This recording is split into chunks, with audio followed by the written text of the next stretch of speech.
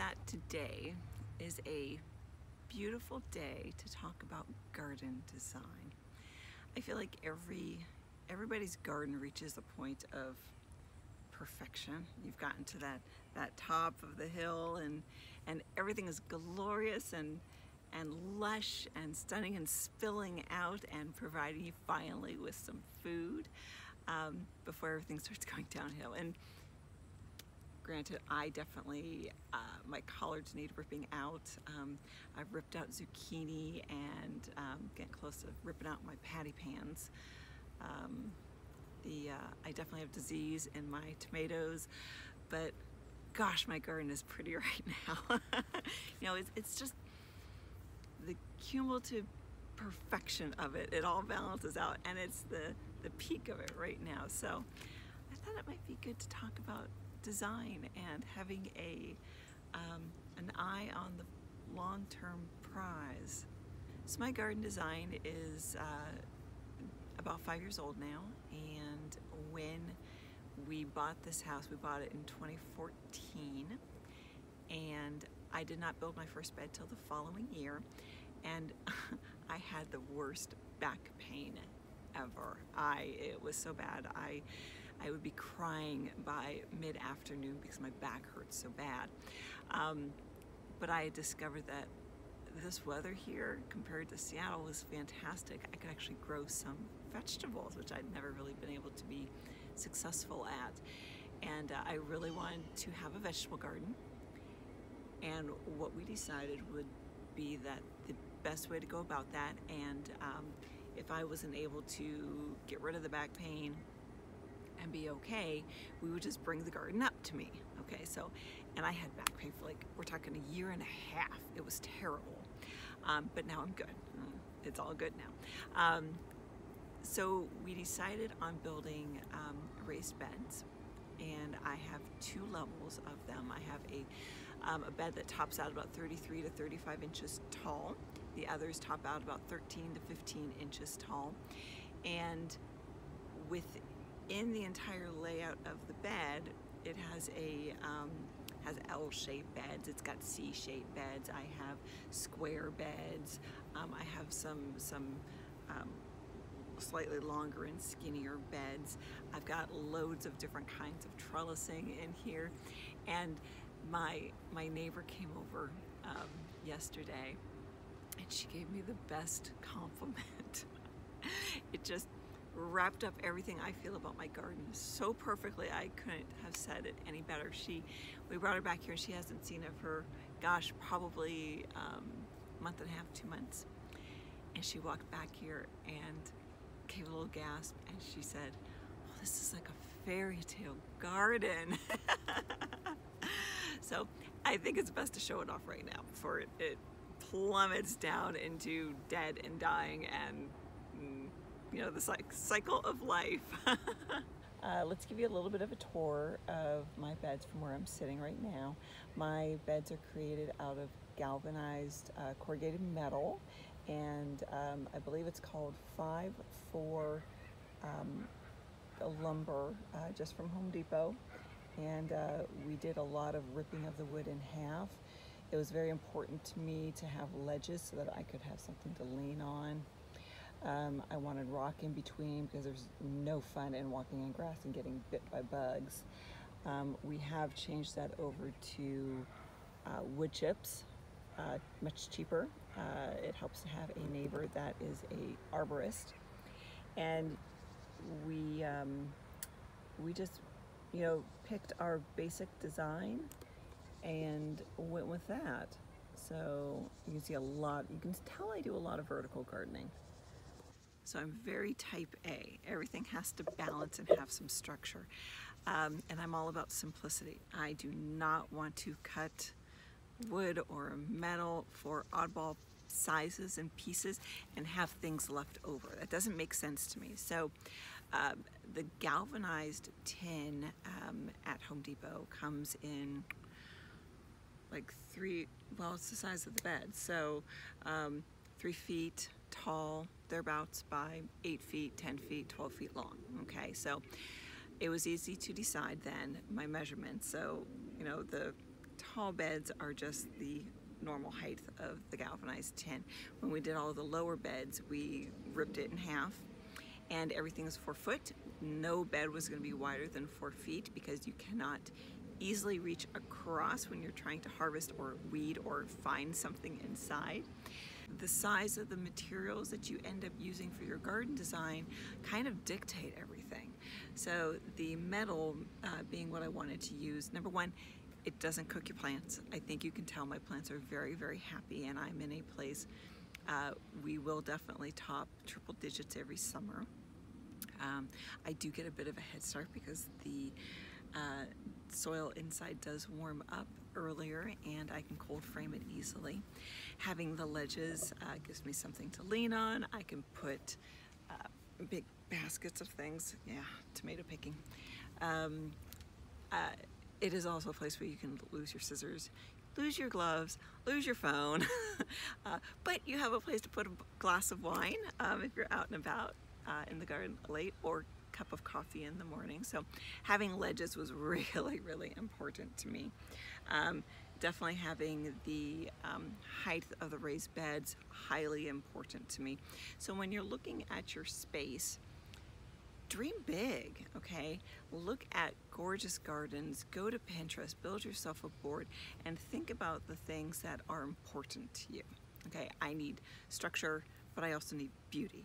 I didn't realize it, but I really, really loved when my neighbor called it my fairy tale garden, and it's so true. I want this to be a beautiful place that I feel comfortable coming to, the kids feel comfortable coming to and hanging out. We definitely lose our kids back here for sure, and it's not that big of a space. I will have to measure because I truly have no idea what the space of it anymore is. It was very important to me to grow upwards and make use of trellis space so that you can create these fun little vignettes of crazy vining birdhouse gourds, and which I didn't even know I wanted to plant, but apparently I did. And once you have a overall design in mind, I'll show you mine, and mine has definitely changed over the years. We didn't do beehives, although we still dabble with the idea of it, but we haven't actually done it yet and committed to it. The fruit trees, actually, instead of doing full-size fruit trees, we opted for dwarf fruit trees, so it makes it easier for us to harvest, which we haven't been able to do yet. They're still only 2 years old now, but they're in raised beds.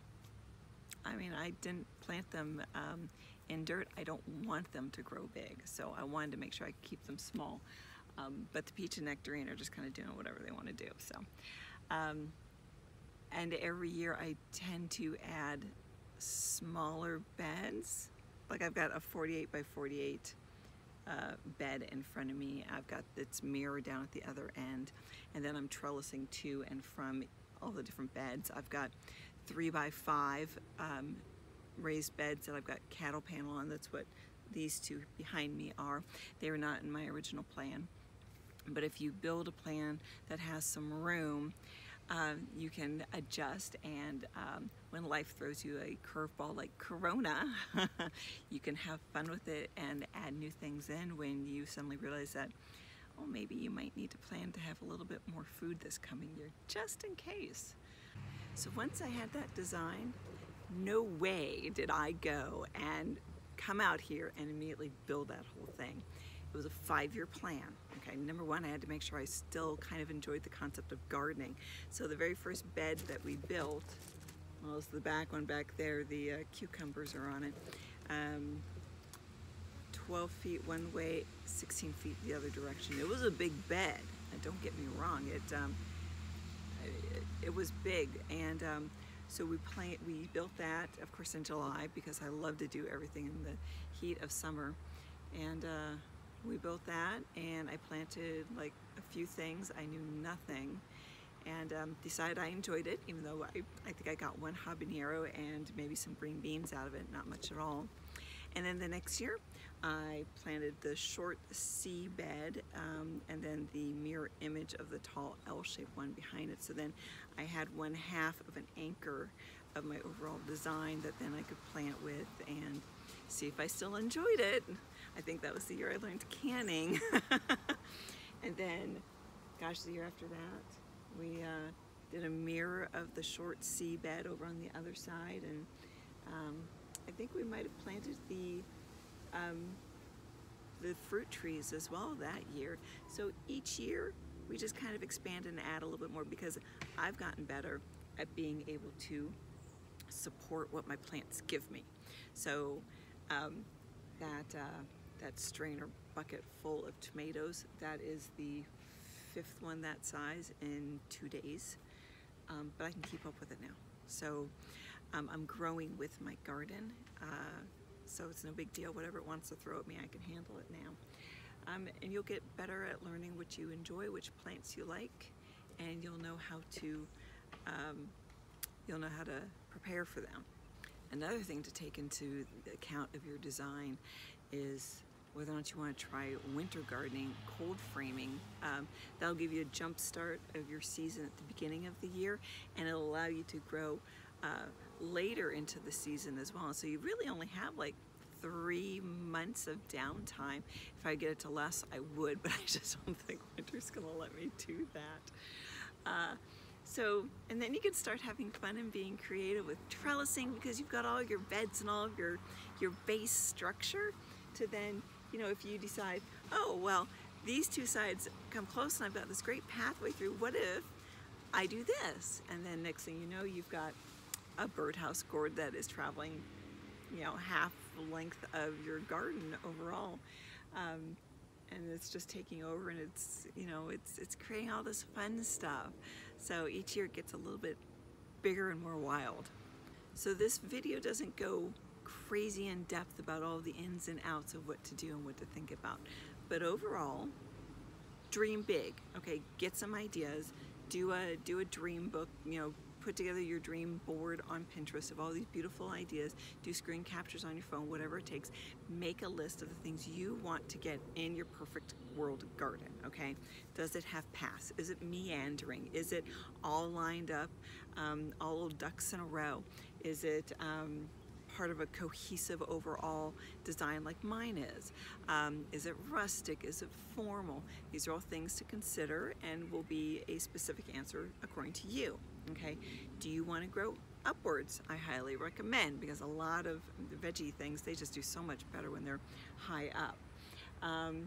You know, what kind of paths, what kind of material, okay? And then the overall look and format of your garden. Are you one that wants to plant in the ground? Do you want raised beds? Do you want a combination? I've got a little bit of everything, because every year I get intrigued by something else, and so I add. Do you want to make like your shop part of your garden? You could grow hops up the side of your shop. And yes, that's on the list for next year. And then you need to decide what kind of materials you want to use. Do you want the look of wood? Do you want metal? Do you want cinder blocks? Do you want something else?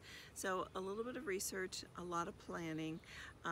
It'll be able to give you a structure and a plan so that you can move forward and plan out your perfect garden. Okay, I knew I wanted that tin. I knew I wanted wood that would go with this beautiful aged gray tone on it. I really kind of want more rock, but you know, free wood chips from the tree guys across the street, I cannot say no to that. So I give you permission to go lose hours on Pinterest and build yourself a great big huge gorgeous dream garden, and you know, put a pen to paper or a pencil to paper and dream big and sketch some ideas out, and who knows what's going to stick. It could be your dream garden as well.